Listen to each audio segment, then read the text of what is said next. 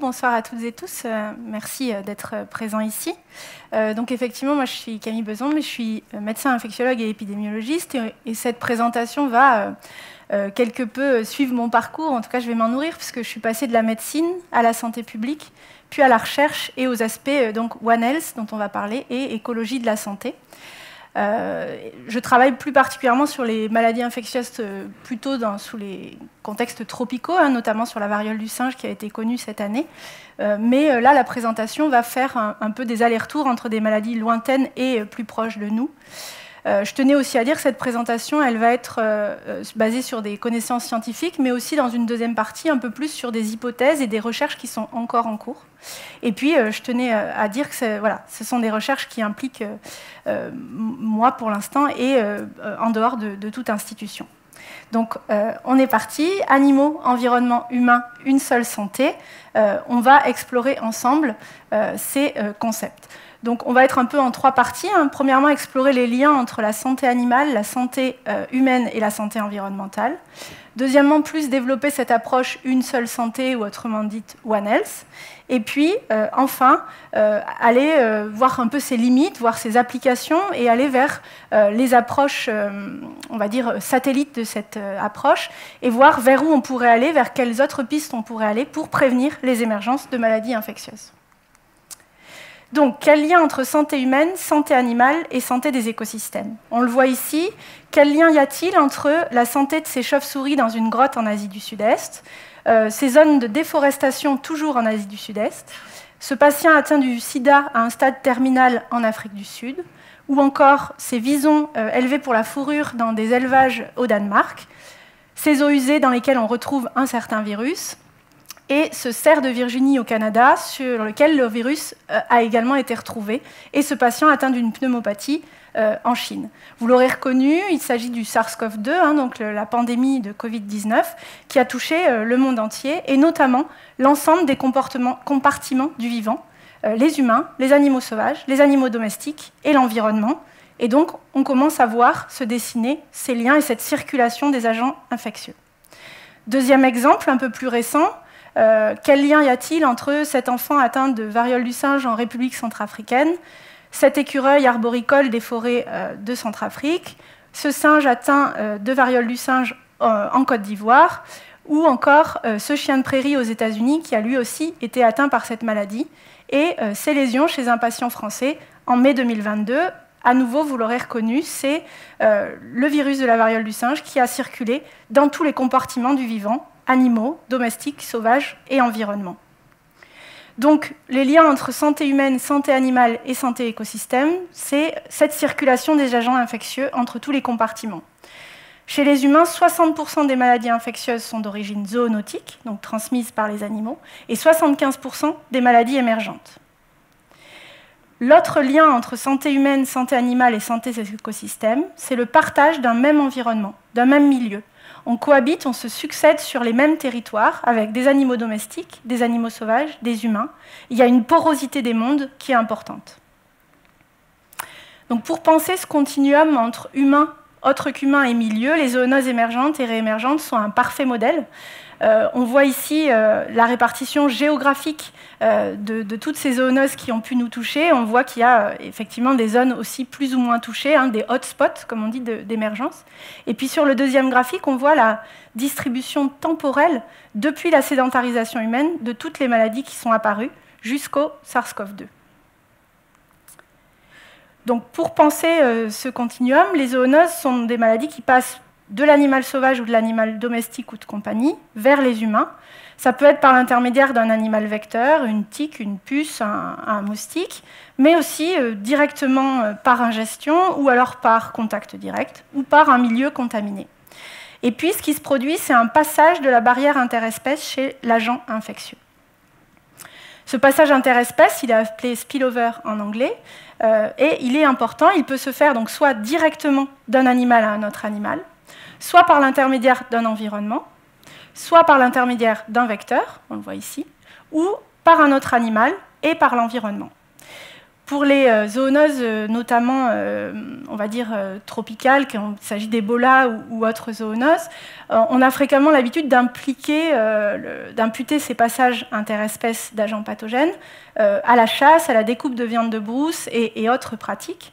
Et en réalité, on se rend compte que des fois, c'est bien plus complexe que ça et qu'il peut y avoir des passages interespèces plus indirects, notamment par le contact avec des fécès animales contaminées, par des vecteurs, on l'a vu, ou également par des restes alimentaires ou des fruits qui ont été pré-mâchés par des animaux. Il peut y avoir des contacts de cette façon, on y réfléchit. Donc ce spillover, ce passage de l'animal à l'humain, il se produit assez régulièrement. Il y a des petits phénomènes de passage, mais le plus souvent, ces épidémies sont limitées, elles restent circonscrites à la zone, à un humain, sans faire plus de conséquences. Et puis parfois, ça aboutit à un cycle d'amplification, soit dans un réservoir animal domestique, par exemple, soit chez les humains, et on a une épidémie et une pandémie. Dans les suites, le virus peut circuler également uniquement entre humains et se détacher complètement de son réservoir zoonotique, ce qui est le cas pour le VIH, ce qui a été le cas pour le SARS-CoV-2 et pour le monkeypox plus récemment. Ce qui est également important de savoir, c'est que le virus peut repasser de l'humain jusqu'à un autre animal et créer ce qu'on appelle les rétrozoonoses. On en reparlera avec des conséquences. On le voit, à chaque étape, il y a une possibilité de prévention et d'intervention, et c'est sur ça qu'il faut qu'on travaille. Pour aller un peu plus loin, donc là on voyait les zoonoses, mais quel lien y a-t-il entre ce symptôme de la maladie de Lyme, qui est bien connu, transmise par la tique Ixodes ricinus, ces forêts déforestées, ces canards dans des élevages atteints par la grippe aviaire, ou encore la calarrhose du frêne, qui est une maladie infectieuse qui touche les frênes de notre pays et qui sont en train de les décimer. Quels sont les liens? Et pour comprendre tout ça, il y a ce déterminant des émergences infectieuses. Qu'est-ce qui fait qu'on en est arrivé là? Et on l'a vu avec le Covid, ça a été rendu un peu plus populaire. Qu'est-ce qui provoque, au sein de nos modes de vie, qu'est-ce qui provoque ces épidémies? On a bien sûr l'agriculture intensive et la déforestation, également le commerce d'animaux sauvages, la perte d'habitat et la fragmentation des habitats pour la faune sauvage et la perte de biodiversité, les échanges globaux qui ont une grosse responsabilité, et puis le changement climatique. Tous ces déterminants se mélangent pour nous amener ces émergences. Si on va un peu plus en détail sur ces déterminants, on voit que quand on regarde, il y a une corrélation écologique entre la perte du couvert forestier et la majoration des surfaces occupées par des plantations d'huile de palme, par exemple, mais d'autres plantations, et l'émergence de zoonoses et de maladies vectorielles. Quand on regarde plus en détail la production alimentaire actuelle, on voit qu'à toutes les étapes, il y a des majorations des risques de zoonoses et de maladies vectorielles, qu'il s'agisse de l'irrigation pour ces cultures, ou qui favorise les maladies vectorielles par la pullulation de vecteurs, ou encore l'accroissement perpétuel de cette agriculture pour avoir toujours plus de terre et qui empiète sur les habitats sauvages. Un des principaux déterminants, et qui est vraiment important et sur lequel il faut qu'on insiste, c'est la défaunation, c'est-à-dire les extinctions d'espèces et la perte de biodiversité. Ce schéma, je crois qu'il est désormais un peu connu, c'est la biomasse animale sur la Terre. Qu'est-ce qu'on voit? On voit que le bétail, les humains et son bétail représentent la plus grande majorité de la biomasse animale sur Terre, là où les vertébrés sauvages ou autres animaux sauvages ont quasiment disparu de cette biomasse. Et on le sait, quand il y a une forte biodiversité, il y a une forte diversité d'agents infectieux, mais par contre, il n'y a pas forcément d'épidémies, là où quand la biodiversité est en danger, on va le détailler ensuite, il y a un plus grand nombre d'épidémies. On va l'expliciter un peu plus. Cette diapositive, elle est vraiment importante, elle résume un peu le lien entre cette perte de biodiversité et les zoonoses. Donc là, on a des écosystèmes aquatiques et terrestres complexes, divers, riches. On le voit, il y a toutes les couches de stades trophiques, les prédateurs, les consommateurs, les producteurs. Il y a plein d'espèces différentes et on sent un écosystème fonctionnel et florissant. sous l'effet des forçages anthropiques, dont on a parlé juste avant, on a abouti à des écosystèmes appauvris et simplifiés. Ces écosystèmes, on le voit, ont quasiment perdu leurs prédateurs. Il y a des proliférations des espèces intermédiaires, comme des rongeurs ou des vecteurs ou des moustiques, par exemple, puisqu'il y a du fait de la perte des prédateurs, et puis une simplification. Ces écosystèmes ont perdu de leur fonctionnalité, et ça a des conséquences. Quand on regarde, par exemple, avec la maladie de Lyme, on va décrire ce qu'on appelle l'effet dilution, hein, c'est-à-dire que dans un écosystème qui va bien, qui est fonctionnel, quand une tique est porteuse de la bactérie, parce qu'elle a été transmise par un autre agent, elle va être en contact avec plusieurs animaux différents. Certains sont compétents, donc peuvent transmettre la maladie, et donc auront la maladie ou pourront la transmettre, mais d'autres hôtes sont incompétents. Et quand on est dans un écosystème fonctionnel, il y a un grand nombre d'hôtes non compétents, ce qui fait que la maladie ne va pas passer. Voilà, il va y avoir une faible prévalence de la maladie. Quand on est dans un écosystème comme celui-ci, on a une diminution de la biodiversité. Donc cette tique, elle va se trouver face à un grand nombre d'hôtes compétents, donc par exemple une prolifération de rongeurs, et elle n'aura plus d'hôtes non compétents. Ça va se traduire par une prévalence du pathogène dans l'environnement plus importante, et donc quand un humain passera par là, il aura plus de chances, enfin plus de risques, d'être en contact avec la maladie. C'est ce qu'on appelle l'effet dilution, c'est-à-dire la biodiversité qui dilue le risque d'être atteint par une maladie. Dans les déterminants des émergences infectieuses, il y a également, il faut qu'on ait bien conscience qu'on fait partie d'une fine couche de la Terre qui est aujourd'hui nommée en tout cas la zone critique, qui est composée des roches, des nappes phréatiques, des sols, de la biosphère, de la biodiversité, des vivants et de l'atmosphère, et que cette fine couche, elle est précieuse, elle est régulée par nos activités, et qu'on est en train de dépasser plusieurs limites et de mettre à mal cette zone critique, à la fois par l'érosion de la biodiversité, mais également par le cycle de l'eau, le cycle de l'azote et du phosphore, et ça a des conséquences en termes infectieux. Enfin, un déterminant important dont on a pas mal parlé, le changement climatique. Quel impact sur les maladies zoonotiques ou vectorielles? On a pas mal entendu parler du fait que les maladies transmises par des vecteurs, notamment des moustiques ou des tiques, vont remonter vers le nord avec le réchauffement climatique. Et on a déjà chaque année des cas en France de maladies telles que la dengue, le chikungunya, des maladies qu'on n'avait pas avant, du fait de vecteurs qui remontent plus au nord. Une étude récente a également montré que le changement climatique va avoir des effets sur la migration d'animaux sauvages, des animaux sauvages qui vont être obligés de remonter eux aussi, de changer de territoire pour pouvoir continuer à vivre. Et ça va créer des nouveaux contacts entre des espèces sauvages qui, d'habitude, ne rentrent pas en contact. Ça va aussi potentiellement permettre des échanges viraux et bactériens entre ces espèces et créant de potentiels risques de transmission. Quelque chose dont on a aussi parlé il y a quelques années, c'est le changement climatique est responsable de la fonte du permafrost, donc cette fine couche gelée en Sibérie. Et dans cette fine couche gelée, il y a malheureusement quelques virus et bactéries anciens et anciennes qui, par la fonte, peuvent être libérés. Et il y a quelques années, il y a eu un renne qui était mort dans les années 60, je crois, de l'anthrax, la bactérie du charbon, qui est aussi connue, et qui, en étant déterré, d'autres rennes sont venus brouter autour de cette carcasse, et ça a répandu la maladie du charbon dans les troupeaux de Sibérie, et jusqu'à des humains propriétaires de ces troupeaux, et ça a fait, je crois que l'enfant est mort d'ailleurs. Donc et on s'inquiète parce qu'il y a d'autres virus et d'autres bactéries dans ces zones, notamment des virus de la variole qui peuvent être restés, et on ne sait pas ce qui va se passer. Dernier déterminant, les événements extrêmes, qui sont aussi peut-être moins connus pour être porteurs de maladies infectieuses, mais qui le sont effectivement. Après chaque inondation, on a la crainte d'épidémies de maladies hydriques, telles que la typhoïde ou le choléra.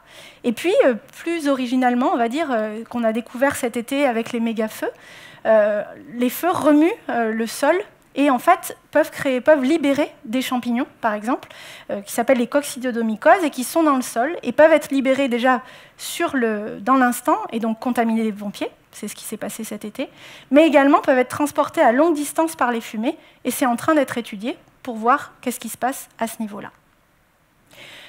On l'a vu, les déterminants des émergences infectieuses sont très complexes, il faut étudier à plusieurs niveaux, à plusieurs échelles, Il y a à la fois le climat, à la fois l'usage des terres, il y a l'habitat des espèces, il y a les dynamiques des hôtes, les dynamiques des pathogènes, la dynamique des humains, et tout cela est multifactoriel et en permanence en interaction pour créer ces émergences, et c'est sur tout cela qu'il nous faut intervenir.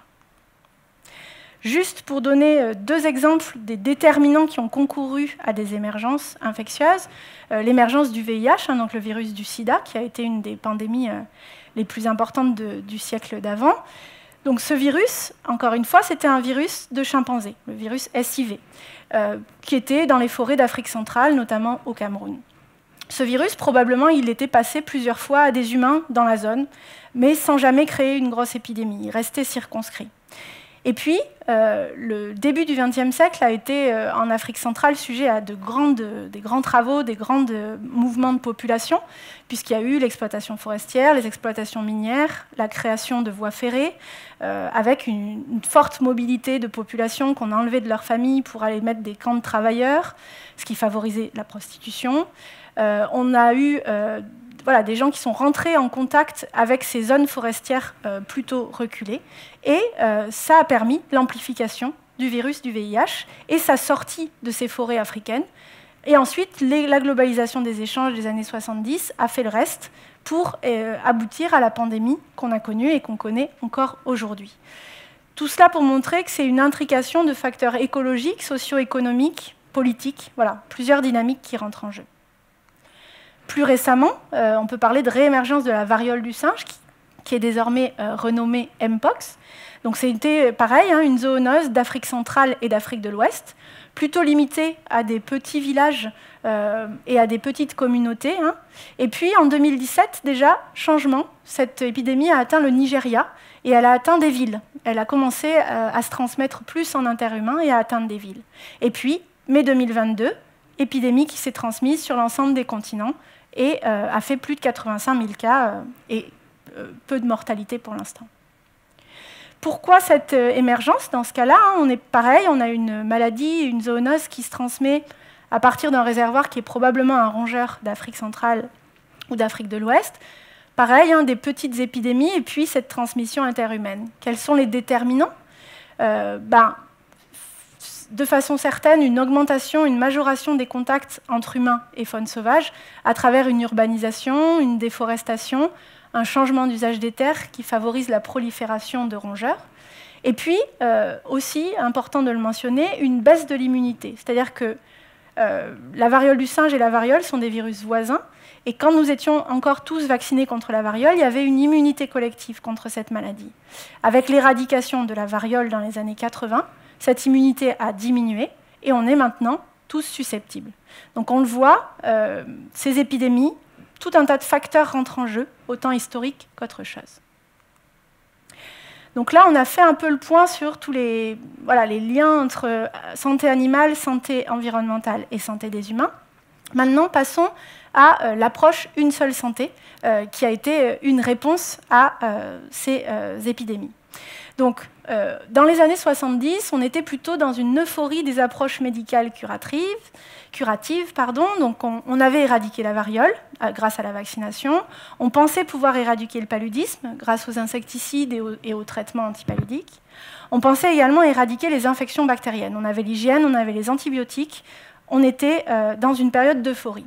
Et puis, 1980, les années 80, émergence du VIH, par exemple, donc du virus du sida, il y a eu des cas d'Ebola en Afrique, réémergence de maladies, apparition des résistances aux antibiotiques, et là, on se dit, il faut trouver d'autres techniques, d'autres manières de faire et repenser nos liens avec le vivant, et c'est là où l'approche One Health a sa place. Donc on le voit, on passe d'une approche plus médicale, curative, à une approche de santé publique populationnelle, et à une approche d'écologie de la santé, et à une approche surtout de curative, c'est-à-dire à traiter des conséquences et à agir en réaction, vers une approche qui serait proactive et qui agirait sur les causes, cette approche One Health. Donc cette approche One Health, il s'agit d'une approche intégrée, systémique et unifiée de la santé humaine, de la santé animale et de la santé de l'environnement.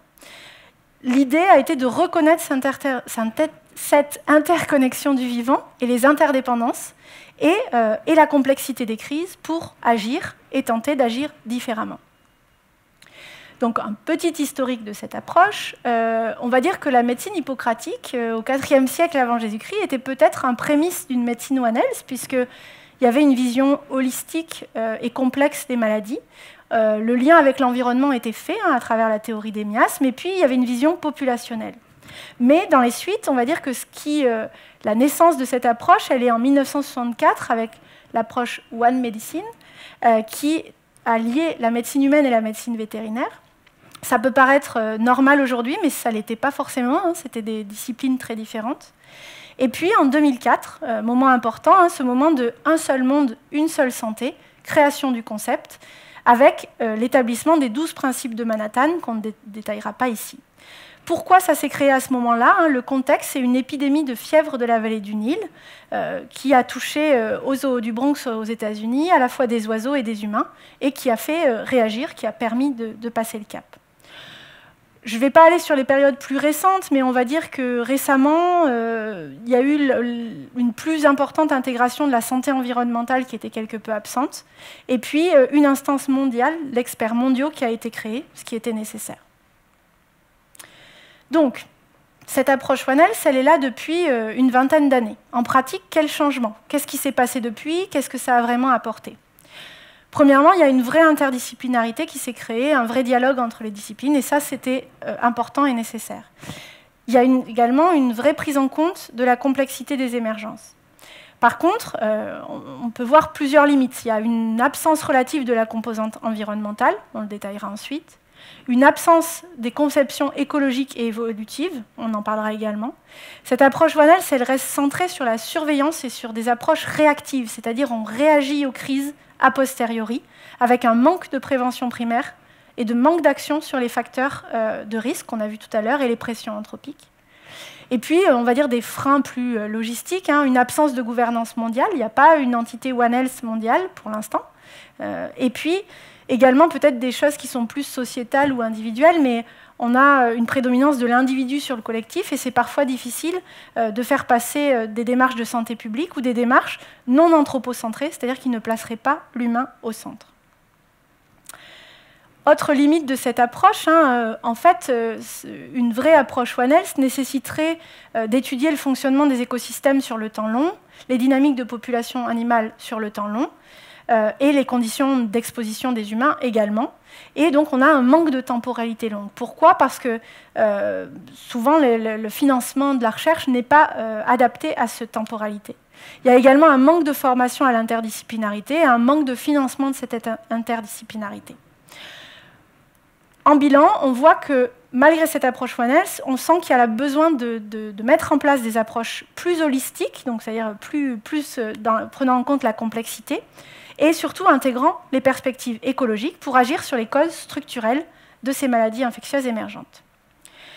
On fait juste un petit bilan de voir cette approche One Health en pratique. Est-ce qu'elle a été utilisée récemment, notamment avec l'épidémie et la pandémie de SARS-CoV-2. Et on se rend compte qu'en fait, finalement, il y a eu peu de prise en compte de ces aspects One Health dans cette prise en charge, avec peu de séquençage des virus circulants chez les animaux. C'est important de vérifier quel virus circule chez les animaux parce que c'est dans ce réservoir-là que peuvent arriver des mutations. Et on l'a vu, je crois qu'au début, le variant Omicron, on a pensé qu'il s'agissait d'une rétrozoonose, donc un virus qui était passé de l'humain à l'animal et qui revenait à l'humain avec des mutations. Donc c'est important de surveiller le réservoir animal. Il y a eu une rétrozoonose effective, c'est ce qu'on voit sur cette photo, où les cerfs de Virginie au Canada ont été touchés par le SARS-CoV-2, mais on n'a eu pas vraiment d'études qui ont été mises en place en France. Et puis, peu d'intégration du monde vétérinaire dans la gestion de crise, ça c'est aussi beaucoup dit, ça a été fait secondairement. Et enfin, un manque de réflexion sur les déterminants écologiques des crises, comme on l'a vu.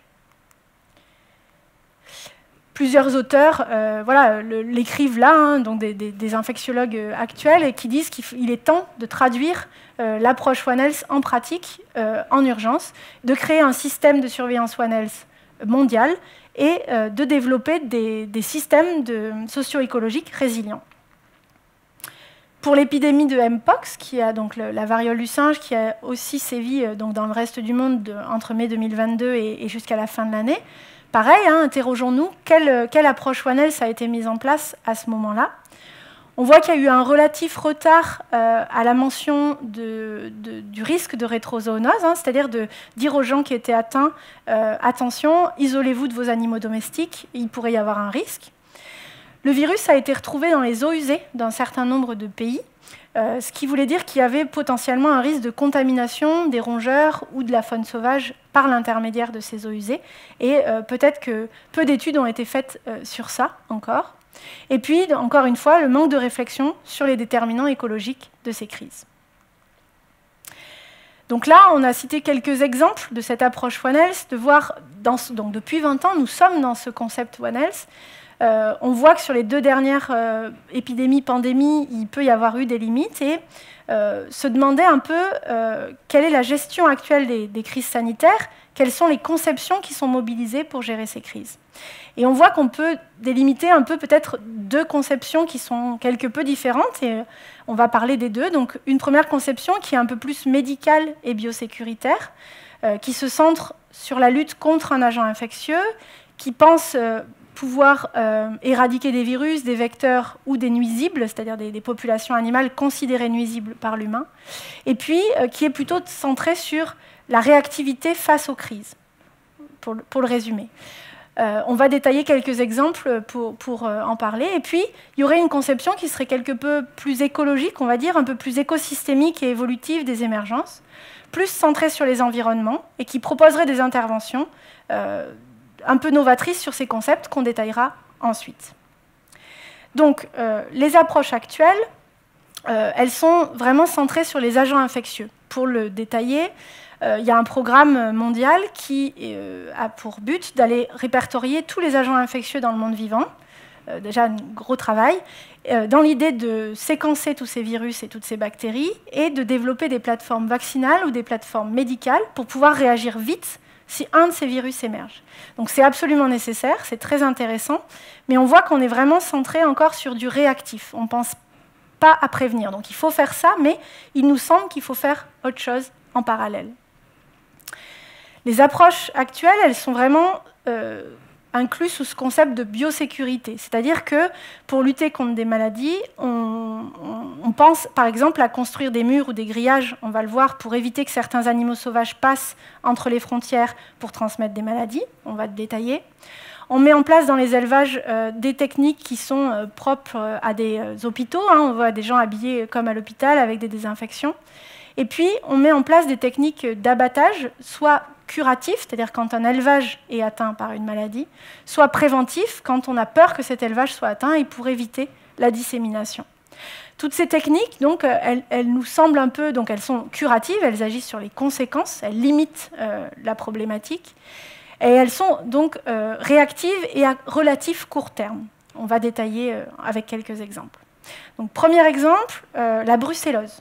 C'est une maladie zoonotique, donc qui passe de l'animal à l'humain, due à une bactérie, Brucella, qui se transmet depuis les animaux domestiques vers l'humain, soit par contact direct, soit par inhalation, par les litières contaminées, par les produits abortifs, c'est-à-dire souvent ça crée chez les animaux des avortements et le produit de l'avortement est lui aussi contagieux, et également par la consommation de produits au lait cru. Et ça, c'est important. En France, on était indemne de brucellose depuis 2005. Et puis, 2011, un cas humain de brucellose en Haute-Savoie, je crois que c'était chez un enfant, suite à la consommation de reblochon. De reblochon jeune, parce qu'en fait, quand c'est plus de 60 jours d'affinage, il n'y a plus les risques, mais c'était un produit au lait cru. Donc, on fait l'enquête, pour le coup, l'approche One Health marche bien, on fait l'enquête dans le milieu animal, on détecte des cas de brucellose bovine dans des fermes dans les Alpes, et l'approche qui est véhiculée, c'est d'abattre les bovins dans ces fermes-là. Ensuite, on continue l'enquête et on découvre que les bouquetins de la zone voisine et des alpages voisins sont également séropositifs, donc atteints par la maladie. Et c'est là où ça se complique. On savait qu'il y avait déjà eu des épidémies de brucellose chez les bouquetins. là, sur ce schéma, on nous dit que c'est bien dans un sens, hein, c'est le bouquetin qui contamine le bovin, c'est pas si clair que ça, les bovins et les bouquetins, tout le monde peut se contaminer, et c'est vraiment, on le voit par le partage d'un même environnement, hein. Ils vont boire dans les mêmes endroits, ils partagent des alpages. Donc, cette maladie, donc après l'abattage des bovins, s'est posé la question de qu'est-ce qu'on faisait avec ces bouquetins malades. Et c'est là où ça pose, à mon sens, des questions intéressantes sur ces techniques de biosécurité. C'est que le bouquetin, par contre, est une espèce protégée. C'est une espèce qui a failli disparaître en France et qui est revenue dans les années 1940-60 grâce au fait que la chasse a été arrêtée en Italie et les bouquetins sont revenus par la frontière. C'est une espèce donc, qui a encore une population relativement limitée. Et donc, on est quand même un peu embêté de devoir abattre ces espèces comme dans les élevages intensifs, d'autant plus que ça pose des questions. Donc, finalement, c'est ce qui a été fait après beaucoup de débats. Hein, des bouquetins ont été abattus, soit avec des dépistages au préalable, soit sans dépistage, et ça a créé pas mal de débats. Le souci, c'est qu'en fait, avant abattage et après abattage, on a vu que la séroprévalence de la maladie dans les populations était à peu près similaire. Donc on se demande quelle a été l'efficacité. Et puis beaucoup d'écologues qui travaillent sur ces populations ont dit attention, abattre ces populations, ça peut aussi disperser la maladie parce que les bouquetins sous la pression des tirs, ils vont passer d'un massif à l'autre. Et là, pour l'instant, c'était limité à un troupeau dans un massif et ça pouvait risquer de se transmettre. Donc, l'idée, c'est très complexe. Hein, ces crises-là, elles sont complexes. Finalement, cette épidémie-là, elle s'est calmée. Et là, en 2021, il y a eu à nouveau une épidémie qui est apparue dans des élevages et à nouveau chez des bouquetins. Donc le débat a été réalimenté. L'idée, c'est plutôt de questionner sur les méthodes qu'on utilise et de se demander est-ce que ces méthodes biosécuritaires sont adaptées à toutes les situations, et notamment là, avec une espèce protégée. Deuxième maladie, deuxième zoonose, la grippe aviaire, dont on va un peu parler. Donc on en a aussi pas mal entendu parler. C'est une maladie transmise, qui est due à un virus qui passe des animaux, des oiseaux sauvages aux oiseaux domestiques, aux cochons et à plusieurs autres espèces qui peuvent être sensibles, et également à l'humain. Un des risques, c'est la recombinaison entre des différents virus de différents animaux, et c'est ce qui s'était passé en 1918. La grande pandémie de grippe mondiale était due à une recombinaison. Donc on est un peu frileux sur cette zoonose-là, parce qu'il y a des risques pour l'humain assez importants, et notamment pour les éleveurs et de faune domestique qui travaillent avec ces animaux. Donc 2021-2022, on est encore en cours, hein, grosse épizootie, c'est-à-dire grosse épidémie de grippe aviaire chez les animaux sauvages. À la fois donc, les élevages domestiques de canards, on en a entendu parler ici en rouge, et en gris, toutes les populations d'animaux sauvages qui ont été atteints. Donc on est dans une des plus grosses épizooties de grippe aviaire, donc on est un peu inquiet. Quelle méthode de lutte? Toujours pareil, hein, renforcement de la biosécurité. Les élevages sont confinés quelque peu pour éviter le contact entre animaux sauvages et animaux domestiques, et puis des abattages d'un grand nombre d'élevages domestiques. Ah, bien ceci. Ah bon, il y a eu une intervention de diapo, désolé. J'espère qu'elle sera à la fin quand même.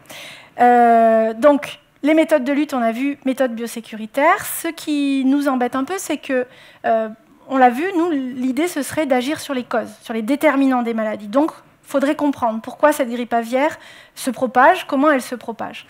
Il y a un peu deux hypothèses. La première hypothèse était la propagation par les animaux, par les oiseaux sauvages et par leur migration. La deuxième hypothèse est plutôt par le transport soit d'animaux vivants, vous savez, les volailles sont souvent échangées de ferme en ferme, ou alors par l'équarrissage, quand les animaux sont morts. Au contraire, il y a également un équarrissage qui passe de ferme en ferme. Donc c'est important qu'on comprenne les déterminants. Quand on regarde le séquençage des virus de grippe aviaire, on voit, alors j'ai pas mis la diapo, mais on voit qu'il y a plutôt un déplacement d'est en ouest, c'est-à-dire que les virus les plus anciens sont à l'est et les plus récents à l'ouest. Et quand on regarde les migrations d'oiseaux sauvages, elles se font du sud au nord ou du nord au sud. Il n'y a pas de migration dans ce sens-là. Par contre, quand on regarde les transports divers et variés de volailles ou autres, on voit qu'ils se font dans ce sens-là. Donc il y aurait un potentiel rôle. Il faut bien, en tout cas, viser à déterminer quelle est la participation des transports et des migrations d'oiseaux sauvages dans cette propagation. Et un dernier problème posé par la grippe aviaire, c'est qu'elle touche des espèces sauvages qui sont déjà en voie d'extinction. En ce moment, il y a des fous de bassin, des colonies entières qui sont atteintes, qui meurent tout simplement, des vautours qui sont également atteints, ce qui est assez improbable, et puis, plus récemment encore, 3 grizzlies qui ont dû être abattus aux États-Unis parce qu'ils avaient une forme neurologique de la maladie. Et on l'a vu, vous voyez, ces épisodes aussi, en plus, elles aggravent notre problématique première, puisqu'elles, en plus, elles font disparaître encore de la biodiversité. Dernier exemple, avant qu'on passe à la suite, la peste porcine africaine. Ça, c'est une maladie qui, pour l'instant, ne touche que les animaux, que les cochons et les sangliers. Elle ne touche pas les humains. Donc, ce n'est pas une zoonose, mais il me semble important d'en parler et intéressant. C'est une maladie donc, qui se transmet soit par contact direct d'un cochon à un sanglier, soit par contact indirect, et c'est là où c'est intéressant, par le contact avec un cadavre, avec des véhicules contaminés, avec du sang ou des sécrétions, avec de l'eau, ou avec de la nourriture et des denrées alimentaires. Cette peste porcine africaine, c'était une maladie initialement africaine et qui a débarqué en Géorgie en 2007. Dans les suites, on voit, elle s'est étendue, propagée en Europe, petit à petit, jusqu'à arriver tout près de chez nous, pas encore en France, mais à la frontière, ici. Donc, l'hypothèse est que ce serait, encore une fois, les sangliers et leur migration qui propageraient cette maladie en Europe. Donc, voilà. Ce qui est un peu étonnant, c'est que les sangliers ne sont pas forcément des espèces très migratoires, et puis on voit qu'il y a des pays qui ne sont pas atteints. Et c'est vrai que si c'était un animal sauvage, on s'attendrait plutôt à ce que tous les pays soient atteints les uns après les autres par contiguïté pour arriver jusqu'à chez nous. Donc ça pose plusieurs questions.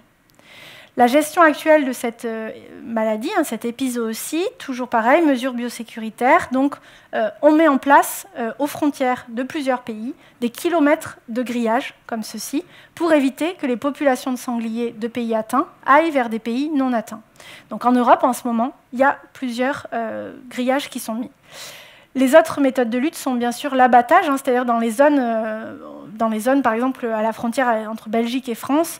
La Belgique a eu un cas, on a abattu un grand nombre de sangliers pour être sûr que la maladie ne passe pas. Et puis de la biosécurité dans les élevages de porcs et de la biosécurité avec les chasseurs. Toujours pareil, se questionner, donc nos mesures de lutte, est-ce qu'elles sont efficaces, est-ce qu'elles vont être efficaces si elles n'agissent pas sur les déterminants. Donc comprendre les déterminants. Pourquoi cette maladie progresse d'est en ouest? Qu'est-ce qui se passe? Est-ce que c'est les sangliers et leur migration? Est-ce que c'est le déplacement de cadavres, comme ça a pu être dit, de sangliers par d'autres animaux qui propagent la maladie? Ou plus récemment, on s'est demandé si ce n'était pas les sandwichs au jambon qui disséminaient la maladie. Parce qu'en fait, ce virus persiste dans le salami, dans le jambon blanc, même des produits fumés transformés, pendant longtemps. Et lorsqu'on jette un bout de sandwich sur une aire d'autoroute, des sangliers peuvent passer, le manger et propager la maladie. Ce mode de contamination par des trajets routiers et anthropiques pourrait permettre plus facilement d'expliquer ces sauts de pays qu'on a vus sur la carte. Et puis, très récemment, parce que c'est sorti cette semaine, des auteurs se posent la question de l'implication de l'insémination artificielle dans la dissémination de la peste porcine africaine.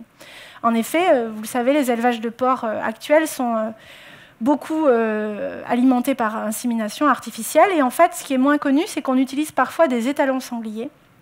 Et que jusque-là, on n'avait pas forcément réfléchi à ça, mais là, dans cette étude, ils ont inoculé le virus de la peste porcine africaine à un étalon sanglier, puis ils ont regardé ce qui se passait dans tous les liquides, notamment le sperme, et chez la truie qui était alimentée par ce sperme, et également chez la progéniture.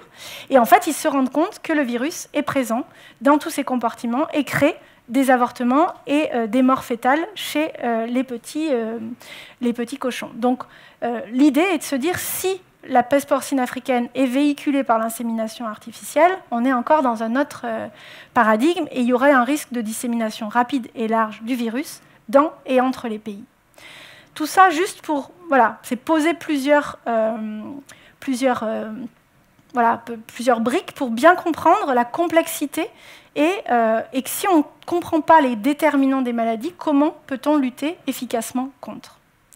Donc, pour faire un peu un bilan de ces approches sur ces 3 différentes maladies, ce bilan des approches sécuritaires, on voit qu'il y a quelques limites et qui a peut-être la nécessité d'apporter d'autres approches pour la compréhension, pour la prévention et pour la lutte contre les maladies infectieuses émergentes, et notamment en agissant sur les déterminants. Donc on arrive à notre dernière partie, et quelles seraient les pistes maintenant pour limiter ces émergences, vers quoi on pourrait aller? Donc quel futur pour cette approche une seule santé qui a eu plein d'apports et qui a été bien utile, qui a représenté un vrai progrès dans la façon d'interpréter les crises, mais qu'est-ce qu'on pourrait envisager maintenant? Donc notamment sur cette prévention en agissant sur les déterminants, les facteurs écologiques, les facteurs socio-économiques, et on va détailler plusieurs concepts. Donc on est passé de la médecine, qui est centrée sur l'individu, on est passé à la santé publique, qui est plus centrée sur les populations, à la santé globale, qui prend en compte l'ensemble des populations du monde, puisqu'on est tous liés, à la santé One Health, donc une seule santé qu'on a bien détaillée, qui prend en compte la santé des animaux domestiques et sauvages. Et puis, plus récemment, est apparu le concept de santé planétaire, Planetary Health. Ce concept de santé planétaire, il admet, il reconnaît que notre santé doit se faire on va dire, et reconnaît que notre santé dépend de la santé de notre système naturel et de son fonctionnement. Donc ça, c'est important. Il reconnaît la nécessité de penser la soutenabilité et de ne pas dépasser les limites planétaires. Et on ne va pas détailler plus ce concept parce qu'il me semble qu'il reste limité sur il n'y a pas vraiment d'approche écologique et il reste très centré sur la santé humaine. Donc on va passer au dernier concept, d'écologie de la santé, ou Eco-Health, qui lui nous semble plus intéressant à détailler. Donc ce concept-là, il va prendre vraiment une conception systémique, écologique et évolutive des émergences infectieuses. Il va être basé sur la santé des socio-écosystèmes et de leur complexité. Il va être axé sur les interdépendances qu'on a vues tout à l'heure. Et il va surtout donner, ce qui est un peu nouveau, une vraie valeur intrinsèque à la biodiversité. Elle n'est pas juste là pour les humains et nos fonctionnalités à nous. C'est aussi un concept qui envisage la biologie de la conservation, et on va en parler, comme une méthode d'action et de prévention.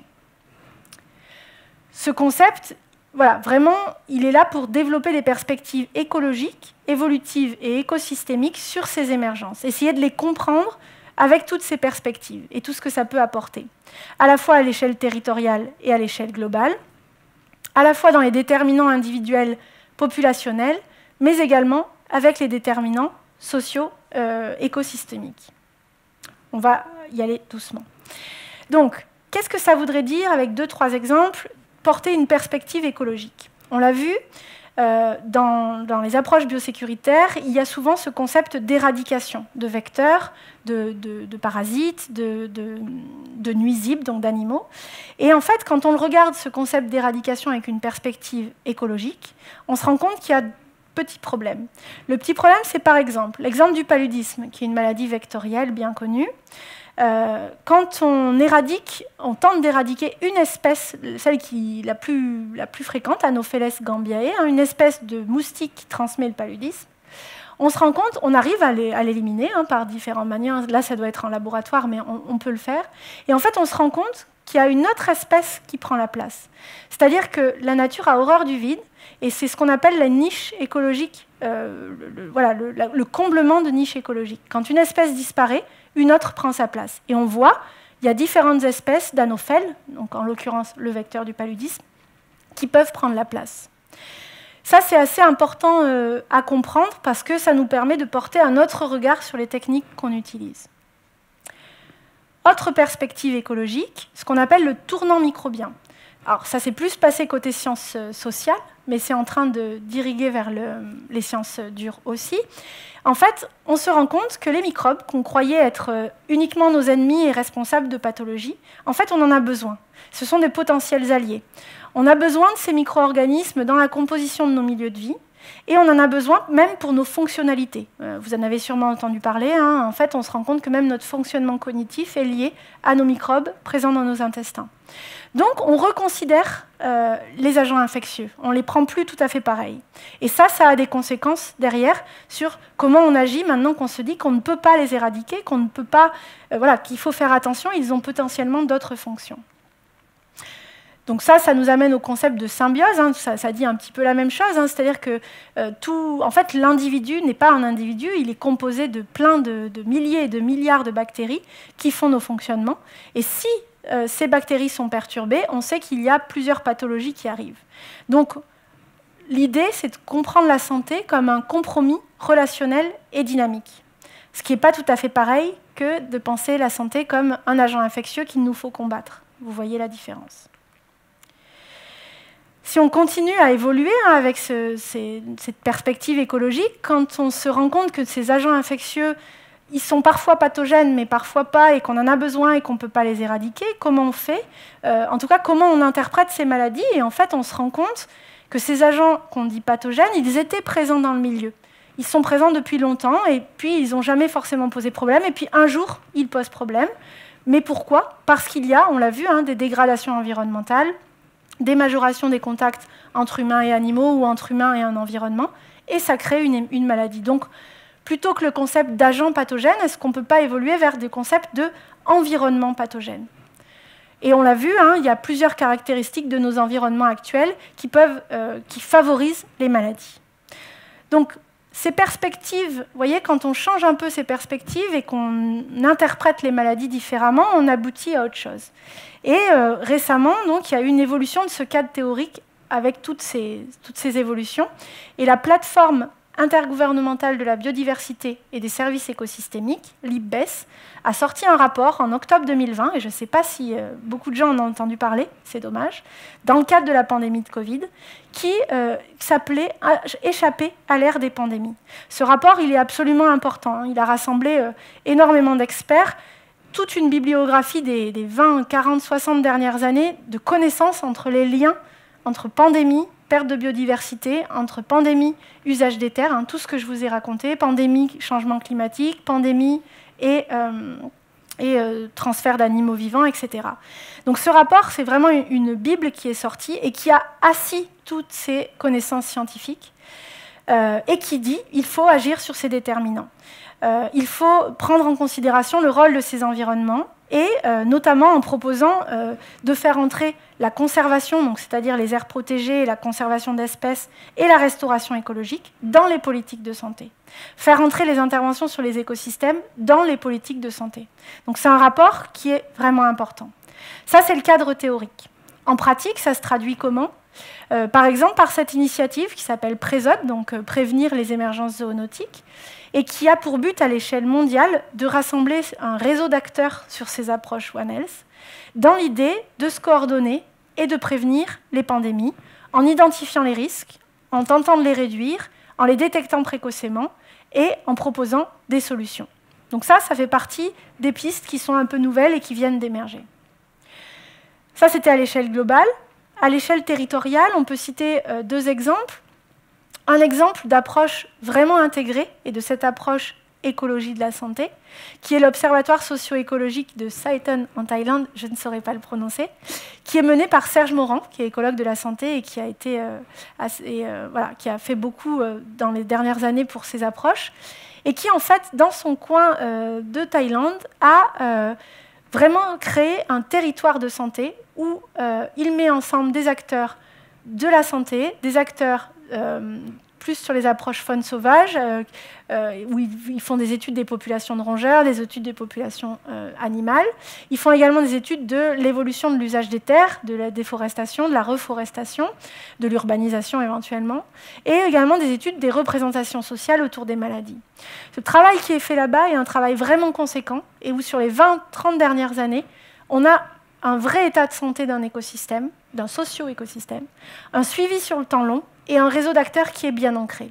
Ce qui fait que ce territoire, il permet vraiment, c'est un territoire laboratoire qui permet vraiment de comprendre qu'est-ce qui se passe et sûrement d'être plus résilient et peut-être d'éviter les épidémies qui émergeraient dans ce territoire. À une moindre échelle, et ce ne sont que des débuts, mais en France, sont en train de naître des maisons de santé One Health, et elles viseront à rassembler des médecins, des vétérinaires et des chercheurs sur un même lieu, et c'est important d'être sur un même lieu pour se comprendre et être interdisciplinaire, et donc à penser la santé d'un territoire. On est loin de ce qui s'est fait en Thaïlande, mais ce sont des approches. Et maintenant, on arrive vraiment sur notre dernière partie, où on est plus sur des hypothèses, sur qu'est-ce qu'on pourrait faire pour élargir ce concept d'une seule santé et vraiment prévenir les émergences. On a vu plusieurs limites, on a vu qu'il fallait agir sur les déterminants. Maintenant, qu'est-ce qu'on fait? L'hypothèse est que ce sont nos façons d'utiliser les terres, nos façons de vivre et nos modes de vie et les forçages anthropiques, c'est-à-dire les actions, les pressions humaines, qui ont abouti à la majoration des épidémies. Et on se dit, l'hypothèse est, est-ce que le soulagement de ces contraintes anthropiques, de ces pressions, permettrait de réverser la situation et de faire advenir des environnements qui seraient non pathogènes? Pour ça, ça nécessite quelques changements encore. On l'a vu, les approches dont on a parlé avant restent centrées sur l'agent infectieux plutôt que sur l'environnement qui donne naissance aux maladies. Et là, l'idée, ce serait plutôt justement de se centrer sur ces milieux qui donnent naissance à ces maladies. Et alors, l'idée, ce serait de comprendre les émergences à partir des socio-écosystèmes, mais aussi d'intervenir sur les socio-écosystèmes. Ce qui changerait pas mal de choses, on va le voir. On l'a vu également, l'importance des interactions, des chaînes trophiques, l'importance des petits déséquilibres dans nos écosystèmes, des proliférations de rongeurs, des proliférations de vecteurs, qui à un moment précipitent vers les épidémies. Donc là, l'idée, ce serait de se centrer sur ces interactions, de repérer à quel endroit ça ne va pas et qu'est-ce qu'on pourrait faire pour agir. Tout cela est regroupé sous un concept qui est encore en anglais, qui s'appelle Landscape Immunity, que j'ai essayé de traduire en français, mais qui n'est pas forcément évident, qui est donc immunité écologique ou paysagère. L'idée, c'est de se dire comment faire advenir une immunité de nos environnements, de nos écosystèmes. C'est-à-dire que là, on a des environnements en mauvaise santé qui favorisent les passages de pathogènes, d'humains, animaux, etc. Et l'idée, ce serait de faire advenir des écosystèmes en bonne santé par différentes interventions. Dans ces approches, ça a été assez discuté, il y aurait l'idée de renforcer l'intégrité écologique de nos territoires, et notamment de renforcer les aires protégées, ça a été beaucoup discuté, donc d'agrandir les aires protégées, de créer des corridors entre ces aires protégées pour que les animaux puissent passer, et de créer des zones tampons où les interventions humaines ne sont pas trop fortes et où le contact humain-animaux n'est pas trop fort. Donc ça, c'est tous les débats qu'il y a eu sur vous avez peut-être entendu parler aussi half Earth, c'est-à-dire la moitié de la Terre en aire protégée. Alors ça crée beaucoup de débats, on pourra en reparler. Mais l'idée est vraiment d'accentuer sur la conservation des espèces et des milieux, des derniers bouts de vie sauvage qui nous restent. Cette carte, elle est intéressante parce que l'idée est aussi de restaurer des écosystèmes. On a détruit un grand nombre d'écosystèmes. Est-ce qu'on pourrait donc protéger ceux qui restent à peu près intacts, mais restaurer les autres? Restaurer les autres, donc, et leur redonner une fonctionnalité pour éviter ces épidémies. On voit ici, c'est une carte de naturalité. Les espaces en vert sont les espaces les plus intègres, c'est-à-dire avec un fonctionnement écologique à peu près préservé. Tous les autres sont des espaces avec des fortes pressions anthropiques. On voit, il ne reste plus beaucoup de zones vertes. L'idée, c'est aussi, ça ne peut pas suffire de s'occuper des aires protégées, parce que c'est des trop petites surfaces, il faut qu'on s'occupe d'une majeure partie des surfaces. Et pour cela, on pense bien sûr aux terres agricoles. Les terres agricoles dans le monde représentent la majeure partie des écosystèmes, donc il faut agir sur ces écosystèmes-là et tenter de restaurer des écologies diversifiées et sauvages, également dans les terres agricoles.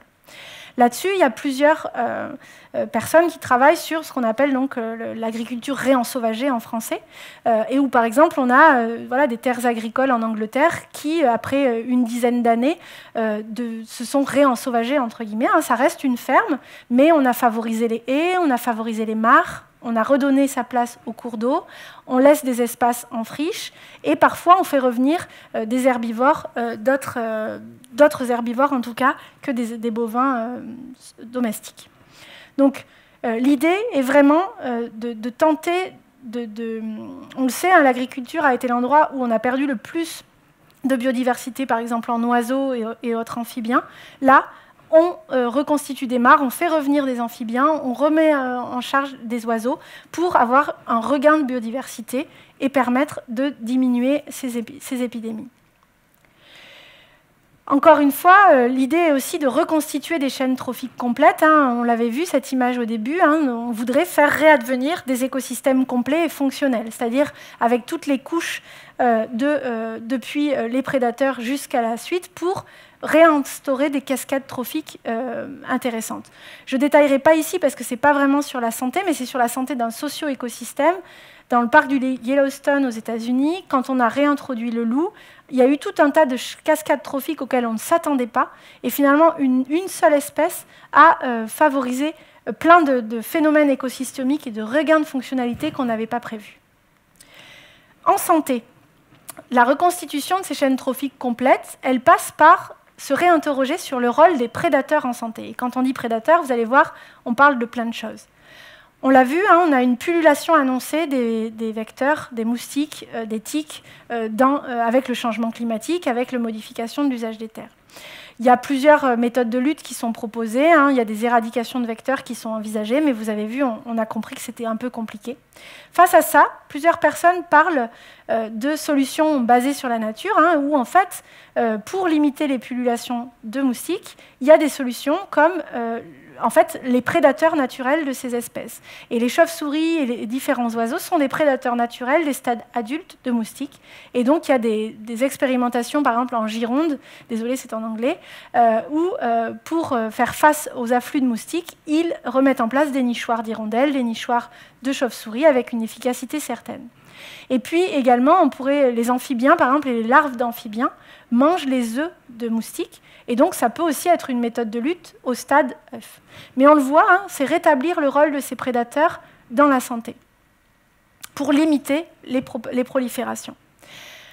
D'autres auteurs vont sur d'autres types de prédateurs. Et là, on étudie, donc vous voyez, réduction des risques au niveau mondial. On étudie par exemple le rôle qu'a le léopard sur la rage. En fait, dans ces pays, il y a beaucoup de chiens urbains errants qui ne sont pas vaccinés, là où nous, nos chiens sont vaccinés, c'est pour ça qu'il n'y a plus de rage. Et les léopards mangent ces chiens et donc limitent fortement le nombre de cas de rage humaine. Et donc, ils ont un vrai rôle. Autre rôle, le rôle des vautours, qui est peut-être peu connu, mais qui est vraiment un nettoyeur de la nature, qui va manger les carcasses, ou on en parlait tout à l'heure, les placentas ou les produits abortifs, et débarrasse la nature de tout un tas de germes, comme la brucellose dont on a parlé, la fièvre Q, ou l'anthrax, le charbon dont on a parlé également. Donc un vrai rôle de ces populations de vautours dans le maintien de notre santé, et qu'il faut réhabiliter. Dernier exemple, le renard. Le renard qui, dans cette étude, on montre bien qu'il y a un vrai effet sur la maladie de Lyme dans les zones où il y a des prédations de renards suffisantes, puisque cet animal prédate les petits rongeurs, qui sont les hôtes préférentiels des tiques, et qui leur permettent de poursuivre le cycle. Donc on le voit, ces prédateurs ont un vrai rôle dans notre santé, et c'est eux qui ont un peu disparu, donc est-ce qu'il ne serait pas temps de leur redonner de la place pour effectuer ce rôle ? Dernier exemple du rôle des prédateurs en santé, avec la peste porcine africaine dont on a parlé tout à l'heure. Donc là, on est en Slovaquie, un pays qui est forcément atteint par cette maladie. Et qu'est-ce qu'on voit? En fait, on voit que les zones où il y a des épizooties, donc, puisque ça touche les animaux, de peste porcine africaine, c'est uniquement dans des zones où il n'y a pas de prédation par les loups. On voit ici les zones avec des meutes de loups et avec une prédation haut niveau. Elles sont indemnes de peste porcine africaine. Donc ça, c'est assez intéressant, c'est de se rendre compte que les populations de loups, forcément, elles dévoreront les carcasses. Ensuite, elles poursuivent plutôt les animaux malades puisqu'ils sont plus faciles à attraper. Donc il y a un vrai rôle de nettoyeur de la nature qui pourrait nous servir. Alors là, c'est là où il y a un problème puisque ma diapo est très longtemps après et très longtemps avant. Donc ce n'était pas cette diapo. La diapo d'avant était donc juste de dire, voilà, qu'est-ce qui peut... on le voit, qu'est-ce qui peut... comment on peut agir sur ces déterminants? Est-ce que des réensauvagements pourraient permettre d'agir sur ces déterminants des maladies infectieuses à travers la reconstitution d'espaces et d'écologies diversifiées à la fois dans les aires protégées, mais également dans les territoires agricoles, et puis par redonner ce rôle à ces prédateurs dont on vient d'étudier, un prédateur autant amphibien que oiseau, que loup ou renard, et voir qu'est-ce que pourraient faire ces pratiques-là sur la santé humaine qui seraient donc d'autres approches complètement différentes des approches biosécuritaires qu'on a vues au début et qui pourraient être des pistes d'action. Et puis donc ma dernière diapositive, qui pourrait être de se dire, on était donc cette approche une seule santé, comment la faire évoluer pour prendre en compte tous ces composants écologiques, relationnels dont on a parlé. Et on pourrait l'appeler peut-être plutôt une santé multispécifique, parce que vraiment, elle ne serait pas centrée sur la santé des humains, elle se décentrerait un peu et elle serait centrée sur la santé de l'écosystème et de la communauté biotique de laquelle on fait partie, comme on le voit ici. Cette santé, elle serait basée, donc, comme on l'a vu, comme la santé éco-elle, sur une conception plus écologique, plus évolutive, en prenant en considération toutes les étapes qu'on a vues, basée sur la santé des socio-écosystèmes et les interdépendances, et qui aurait pour but de préserver peut-être et de restaurer des formes de prophylaxie écologique, et qui pourrait peut-être nous éviter d'autres émergences. Et je vous remercie pour votre attention. Je termine ici. Et donc, désolé, il y a une diapo en moins.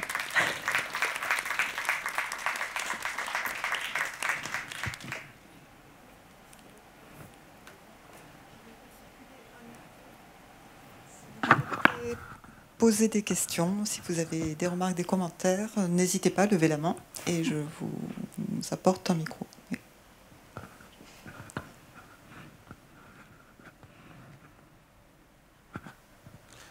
Bon, bonsoir. Je voudrais deux petites questions. La première question, c'est qu'est-ce que vous pensez de quand il y a une épidémie ou une pandémie chez les animaux, de l'abattage, de l'efficacité? Est-ce que ça paraît des méthodes un peu brutales? Et puis je me demande si c'est vraiment efficace et si on ne pourrait pas faire autre chose.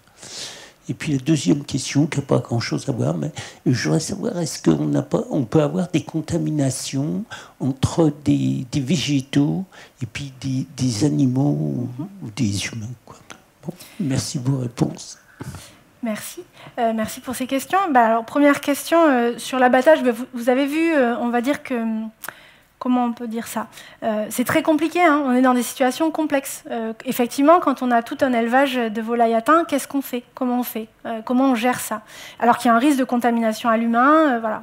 Donc, effectivement, on est face à des situations très complexes. Comment on les gère? Sur l'abattage dans les élevages, bon, moi, je trouve ça... compliqué. Je pense qu'il y a plusieurs perspectives à avoir. La première, c'est toujours pareil, ces perspectives écologiques et évolutives. Par exemple, on sait qu'une espèce, quand elle est touchée par une maladie, en fait, certaines vont mourir, puis d'autres vont survivre, et donc ceux qui vont survivre vont être immunisés contre cette maladie. Donc effectivement, dans une perspective écologique, est-ce qu'il ne faudrait pas voir quels animaux survivent dans ces élevages, et ceux-là seraient immunisés et ne seraient pas atteints l'année suivante par la maladie? Le souci, c'est qu'on est aussi dans des élevages qui fonctionnent sur des animaux qui durent moins d'un an, ou alors très peu d'années. Donc en fait, ces idées de faire advenir une immunité, est-ce qu'elles sont envisageables? Pas forcément. Voilà, après, moi, c'est moins mon domaine, parce que je suis quand même issue plus de la santé humaine et plus centrée sur la faune sauvage. Donc c'est vrai que je ne suis pas sur tous ces aspects, moi en tout cas, agriculture et élevage. Je trouve que ça pose des questions éthiques. Je pense que c'est ce que j'ai essayé de faire passer aussi, et notamment quand on en est à abattre des espèces sauvages et protégées, où là, ça me semble vraiment compliqué. Voilà, je ne sais pas si je réponds, j'essaye de prendre en considération les différentes choses. Et la deuxième question, elle est absolument passionnante, parce que, en fait, on s'est très peu intéressé... Enfin, la santé des végétaux, c'est encore un monde encore à part. Alors là, autant en médecine vétérinaire, médecine humaine, on arrive à s'entendre, autant la santé des végétaux est encore laissée de côté. Récemment, ça y est, vous voyez, dans certains instituts de recherche, la santé des plantes arrive dans les mêmes conférences, par exemple, que le reste. Donc ça, c'est intéressant. Par contre, pour l'instant, normalement, il n'y a pas de pathogènes de végétaux qui passent à des animaux, à des humains. Ça reste une barrière, voilà, qui est existante. Mais voilà, c'est en l'état actuel des connaissances et de choses qui sont peu recherchées, puisqu'il n'y a pas forcément de lien entre ces disciplines. Donc c'est intéressant comme question. Est-ce qu'il y a une question? Oui.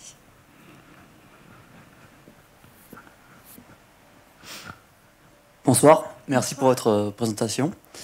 Et donc j'avais une question qui était un peu du même ordre. Est-ce que les espèces marines constituent elles aussi une barrière comme les végétaux, ou est-ce que ça peut être un réservoir ou un vecteur de contamination terrestre? C'est une très bonne question. Non, pour le coup, les espèces marines, mais c'est intéressant parce que c'est des aspects qu'on connaît moins. Les espèces marines peuvent être atteintes par des maladies et nous les passer, puisqu'il s'agit aussi des fois de mammifères, et donc la barrière, elle est fine. Le truc, c'est que c'est plutôt, on n'est pas souvent en contact, et moins souvent en contact avec eux, logiquement, mais ça a pu poser problème. Vous avez su, je ne sais plus quelle espèce c'était exactement d'animaux qui est arrivé dans la Seine, je vais dire une bêtise, un orque, je crois, et j'ai cru entendre que cet orque, en fait, avait une mycose, enfin un champignon, en fait, et qui a un peu inquiété tout le monde, parce que justement, ça veut dire que ce champignon était présent dans la Seine, et donc là, pour le coup, avec un contact potentiel entre des humains, d'autres animaux qui n'avaient pas l'habitude. Donc on connaît moins parce qu'on est moins en contact avec les environnements marins, mais clairement, il y a une possibilité de passage de pathogènes, pour le coup, entre certains, en tout cas, entre mammifères et humains. Mais c'est moins étudié. C'est moins étudié du fait de moindre contact.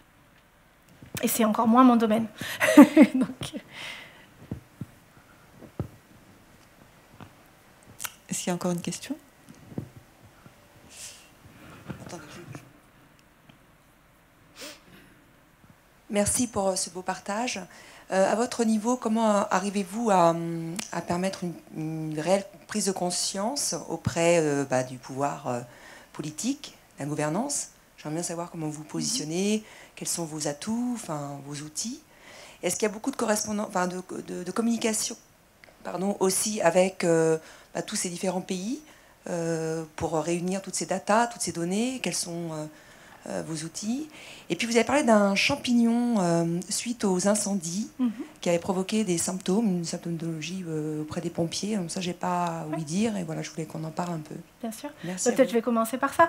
Donc en fait, effectivement, ça a été très intéressant, mais c'est un peu bizarre de dire ça, parce que ça a été aussi dramatique, hein, mais c'est assez intéressant et assez nouveau. Cet été, effectivement, des pompiers ont été atteints. Alors je crois pas que, je crois qu'il y a eu un cas en France, mais j'en suis pas sûre. C'était surtout aux États-Unis. Ont été atteints donc un champignon qui s'appelle la coccidioidomycose, qui fait des atteintes à la fois cutanées et pulmonaires, hein, des atteintes qui sont pas très jolies. Et en fait, c'est une maladie qui est plutôt rare. Hein. C'est un champignon qui est dans le sol, qui n'a aucune... Alors ça, c'est intéressant. En fait, c'est encore pire que le compartiment marin. Le sol, logiquement, si on ne le retourne pas, les bactéries, elles restent dedans et elles ne bougent pas.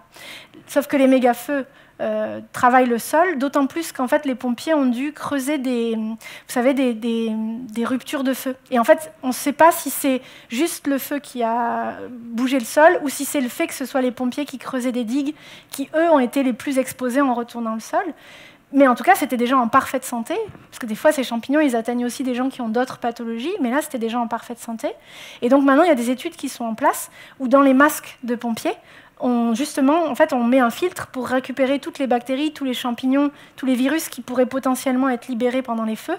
Donc on en saura plus prochainement. Mais effectivement, ça a posé problème, déjà donc, pour les pompiers qui étaient en contact direct, et ça, c'est la première année qu'on voyait ça. Par contre, ce qui est également problématique, c'est qu'en fait, l'hypothèse, c'est aussi que ça se propagerait par les fumées, parce qu'en fait, il y a eu aussi des cas à distance, et ça, c'est plus embêtant, et on se dit même, tiens, aux États-Unis, en telle année, l'été, il y a eu plein de pneumonies un peu bizarres, on ne savait pas ce que c'était, et les gens commencent à se dire, et tiens, et si ce n'était pas sur le trajet de ces feux, avec les fumées qui auraient relâché ces champignons. Donc toujours pareil, hein, ça c'est vraiment... Il faudra plusieurs études pour le montrer, ils sont en train de le regarder. Mais c'est effectivement un épisode intéressant qui était un peu nouveau. Voilà, sur ces aspects-là. Je ne sais pas si ça répond à vos questions. Et ensuite, sur les autres aspects, justement, hein, je pense que c'est aussi le rôle de moments comme là, parce que c'est vrai qu'on est parfois un peu chacun à faire notre travail de notre côté. Et voilà, moi, clairement, si j'ai été vers ces aspects de la recherche, c'est aussi, on va dire, par engagement écologique, parce que je vois bien qu'il se passe quelque chose. Et donc, effectivement, hein, comment après on arrive à faire bouger les choses? Honnêtement, je n'ai pas l'impression qu'on y arrive beaucoup. Je pense que ce qui est important, c'est ce que je vous ai dit, là, ce rapport de l'IPBES, où là, c'est vraiment tous les scientifiques qui se rassemblent, qui font un travail de titan pour rassembler une bibliographie et pour dire, ça y est, maintenant on arrête, on a tout ça qui dit, on a des preuves, qu'est-ce qu'on en fait? Et on rend ça public. Donc derrière, il y a des choses qui se font, puisque l'initiative Présode dont je vous ai parlé, elle est directement liée à ce rapport et à la pandémie de Covid. Voilà, donc les gouvernements ont financé, ont mis de l'argent sur la table pour rassembler des réseaux de chercheurs dans cet aspect One Health et tenter de prévenir les pandémies. Après, toujours pareil, l'action sur les déterminants, ça, on ne la voit pas advenir. Et après, quel levier on a? Je pense qu'on a surtout, à mon avis, le levier d'en parler le plus possible. Et peut-être des soirées comme ça sont importantes pour ça, de mettre en évidence. Pour moi, il y a vraiment un enjeu à tenter de montrer aussi la façon dont on a de gérer les choses. Peut-être que ce n'est pas la plus adaptée à nos problématiques. Et ce n'est pas un reproche, c'est juste que la science, elle avance, elle nous permet de comprendre des choses. Et il faut qu'on s'adapte avec les nouvelles données. On se rend compte que les agents infectieux, maintenant, on en a besoin. Bon, ben, qu'est-ce qu'on fait avec ça? On ne le savait pas avant. Maintenant, on le sait, comment on progresse. Donc, il y a vraiment aussi, voilà, en parler le plus possible. Je pense que c'est une des choses les plus importantes. Mais... Merci pour toutes vos explications. Et je crois que c'est vraiment un enseignement. Et nous devrions être beaucoup plus nombreux afin de comprendre justement tous ces phénomènes qui sont parfois désastreux. Voilà, 3 remarques. Une plantation de marronniers de l'Ohio, du côté de Porte de Saint-Ouen, a été décimée. C'est ce que j'ai constaté il y a maintenant 5-6 ans. Et cette plantation était âgée d'à peu près 20 ans. Hein. Elle a été complètement décimée par une espèce de chancre qui sévissait sur l'écorce. Et pourtant, la ramure était solide. Et en très très peu d'années après cette infection, ils ont été obligés de les abattre. Ce ne sont pas des marronniers d'Inde, des marronniers qu'on voit couramment en France. Autre chose aussi, c'est que le frêne, Fraxinus excelsior, quand il n'est pas, si vous voulez, dans un modèle extensif, les samarres sont toujours saines. Je ne sais pas si vous avez remarqué. Et il y a de jeunes frênes qui émergent comme ça au sein des bois et qui sont parfaitement solides et qui persistent un petit peu, si vous voulez, dans une forme de végétation assez solide qui caractérise les frênes. Ça, ce sont les 2 exemples. Un autre exemple, c'est qu'on a une pépinière avait planté 3 sapins de numidie, Abies numidica, dans une pépinière où justement ça ne convenait pas. Il y avait des pins maritimes, des pins des Canaries, ce sont des essais. Hein. Ces sapins ont dépéri, au bout de 5-6 ans, ils ont dépéri. Les aiguilles sont devenues toutes rousses et ils ont essayé par tous les moyens de les sauver, pas moyen. Et je leur avais recommandé de procéder par fumigénation. C'était peut-être une maladie cryptogamique, mais je pense que ça n'a pas suffi et les sapins sont partis parce que c'était une altitude de 700 mètres, alors que cette espèce pousse à partir de 1200 mètres d'altitude, en zone méditerranéenne. Certes, il faudrait un petit peu envisager, non pas d'isoler les espèces et de les confiner, mais d'essayer le plus possible une culture rationnelle sans qu'elle soit extensive. Espérons que ça pourrait éviter, justement, à l'avenir, une espèce de contamination catastrophique. Si on laisse un petit peu la nature dans cet isolement naturel que chacun d'une espèce s'octroie, je pense qu'une chance serait qu'ils reviennent un petit peu à l'état primaire, entre guillemets. Mais c'est intéressant de faire le parallèle avec les végétaux. Merci pour cette remarque, parce qu'on va dire que dans les approches qui sont développées sur la faim, il y a un vrai parallèle avec la gestion des forêts.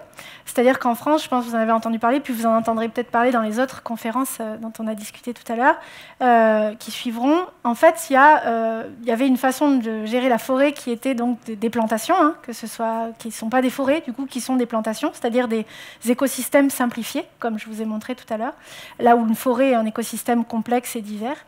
Donc on est vraiment dans le parallèle est évident.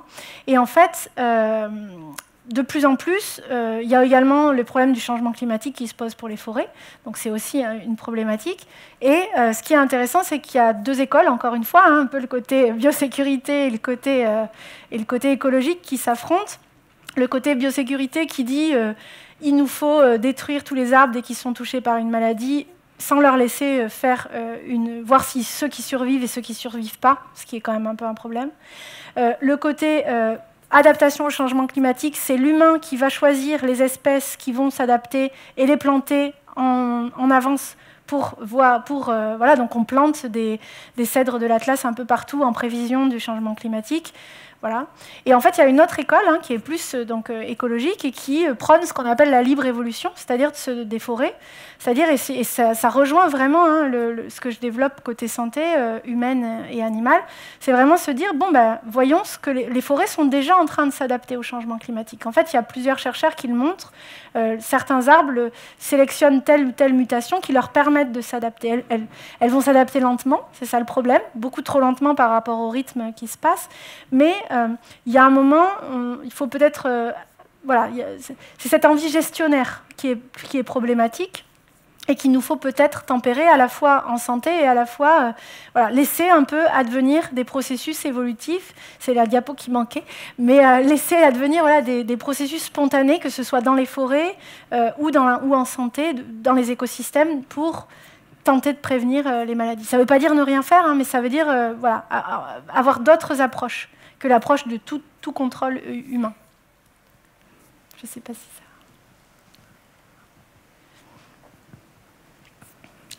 Encore une question? Non, bon, voilà, je pense qu'on va s'arrêter. Ah si, une dernière question alors. Bonsoir. Pour ma part, c'est pas, j'ai pas une question. En fait, on se rend compte avec l'exposé et puis l'évolution des espèces animales et j'ai oublié le mot. Il faut laisser faire la nature en fait, parce qu'en fait l'homme il perturbe toute l'évolution. Enfin, c'est quand on s'aperçoit qu'il y a plein de virus qui apparaissent. C'est l'homme qui perturbe, qui provoque un peu ça, parce que, comme vous l'avez montré au début, il se déplace, enfin voilà, il y a beaucoup de choses qui circulent, de matières, enfin de produits manufacturés dans le monde, et puis bon, on peut ne pas que s'étonner que ça arrive. Et moi j'avais une question, justement, on voit à l'image en haut à droite un pangolin, donc nous sommes sortis, je pense, de l'épidémie du Covid. L'État chinois, qu'en a-t-il retenu? Parce qu'en fait, ce virus vient de Chine. Est-ce que maintenant, il continue à consommer du pangolin, ou alors ça a eu un impact planétaire? Qu'est-ce qu'on en ressort, en fait? Et les actions? Peut-être pour répondre à la première partie, donc voilà, il y a forcément donc, dans ce que j'ai présenté l'envie de prôner ces visions écologiques et évolutives et qui peuvent aller vers du laisser-faire ou en tout cas des choses comme ça. Ce que je n'ai pas eu le temps de mentionner, parce qu'on n'a pas toujours le temps de mentionner partout, c'est qu'il faut continuer quand même à agir sur les maladies aussi. C'est-à-dire que moi, j'ai quitté la médecine pour aller vers la recherche, mais il faut qu'il y ait des gens qui continuent à soigner les gens malades, qu'il y ait des hôpitaux en bonne santé. Ça, j'en parle pas forcément. Et ce n'est pas vraiment ce qui se passe non plus aujourd'hui. On a des hôpitaux un peu à bout de force. Donc voilà, il faut agir sur les déterminants. C'est clairement une partie qui manque, et donc moi, c'est tout mon propos, et c'est ce pourquoi j'ai quitté la médecine. C'était pour passer de traiter les conséquences à agir sur les causes. Donc je suis passée de la médecine à la recherche pour ça. Mais il faut qu'on continue à avoir quand même les moyens, parce qu'il y aura des maladies, il y en a toujours eu. Même quand l'humain faisait moins de dégâts, il y avait des maladies. On l'a vu dans la première diapo, depuis la sédentarisation humaine, et à ce moment-là, ils n'étaient pas beaucoup, et ils ne faisaient pas beaucoup de dégâts, il y avait déjà des maladies qui passaient de l'humain à l'animal. Donc il y a toujours eu des maladies, il y en aura toujours. Par contre, là, on est dans une accélération massive, et on l'a tous constaté, de la fréquence des émergences et de l'impact qu'elles ont, puisqu'elles se répartissent partout. Mais voilà, vraiment insister aussi sur le côté... il faut continuer à avoir des activités médicales et de santé absolument importantes, ce qui n'est pas forcément beaucoup dit dans mon topo. Sur la deuxième partie, alors voilà, c'est un sujet complexe qui n'est pas encore élucidé, donc je n'ai pas forcément envie de rentrer plus dedans. Toujours est-il que le pangolin, le pauvre, il a été un peu exclu de tout ça. Quand on dit originaire de Chine, c'est pas si clair, parce que les chauves-souris potentiellement impliquées, c'est Asie du Sud-Est, mais c'est pas forcément Chine. Donc en fait, de toute façon, je crois qu'on ne peut pas parler de la responsabilité d'un pays. On l'a vu, c'est absolument mondial. même si ça se passe dans un pays, c'est parfois d'autres pays qui viennent exploiter dans un pays et qui donc favorisent des problèmes. Donc voilà, je pense qu'il n'y a pas d'enjeu, enfin, il n'y a pas forcément d'enjeu à axer sur des pays. Il y a par contre un enjeu à favoriser un réseau mondial de gens qui parlent entre eux et qui arrivent à prévenir tout ça. Et après, donc c'est pas particulièrement le gouvernement chinois ou d'autres gouvernements, mais quel gouvernement a pris acte de ça et qui a agi sur les causes. Et je vous dis, il y a quelques initiatives dont j'ai parlé qui sont en train, on va voir ce qu'elles donnent, est-ce qu'elles changeront vraiment des choses. Voilà, financer des projets de recherche avec d'autres perspectives, c'est déjà quelque chose. La suite nous le dira. Pas forcément beaucoup d'espoir, mais la suite nous le dira.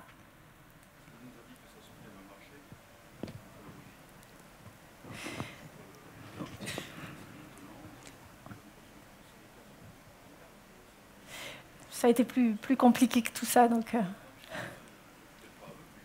Monsieur, on ne vous entend pas, en fait. Oula, il y a des bugs.